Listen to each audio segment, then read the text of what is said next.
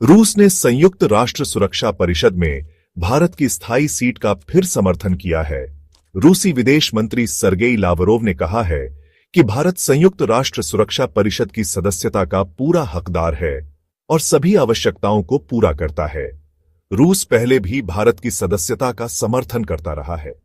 रूस ने एक बार फिर संयुक्त राष्ट्र सुरक्षा परिषद में भारत की स्थायी सदस्यता का समर्थन किया है।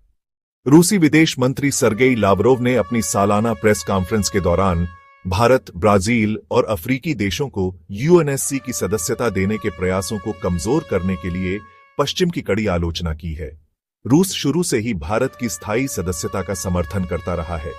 हालांकि संयुक्त राष्ट्र के ढुलमुल रवैये और चीन की हठधर्मिता के कारण संयुक्त राष्ट्र में भारत की स्थायी सदस्यता का प्रस्ताव अटका पड़ा है। विदेश मंत्री सर्गेई लावरोव ने बुधवार को मॉस्को में 2024 के लिए रूसी कूटनीति परिणामों की जानकारी देते हुए एक प्रेस कॉन्फ्रेंस में कहा कि रूस ने बार बार कहा है कि भारत और ब्राजील संयुक्त राष्ट्र सुरक्षा परिषद में स्थायी सीटों के हकदार हैं, क्योंकि वे सभी प्रासंगिक मानदंडों को पूरा करते हैं। लावरोव ने कहा, संयुक्त राष्ट्र सुरक्षा परिषद में सुधार आवश्यक है क्योंकि विशेष जिम्मेदारी वाले सभी देशों का वहां पर्याप्त प्रतिनिधित्व नहीं है। उन्होंने कहा कि अफ्रीकी देश भी यूएनएससी सीट के हकदार हैं। रूसी विदेश मंत्री ने कहा कि जब अमेरिका विकासशील देशों को यूएनएससी में शामिल करने के प्रयासों को कमजोर कर रहा था, तब उसकी कोशिश अपने सहयोगियों को शामिल करने की थी। लावरोव ने जोर देकर कहा, संयुक्त राज्य अमेरिका, जर्मनी और जापान को सुरक्षा परिषद में शामिल करने पर जोर दे रहा है। ये ऐसे देश जिनके पास स्वतंत्र आवाज नहीं है और जो आंख मूंद कर अमेरिकी एजेंडे का पालन करते हैं। यह अनुचित है।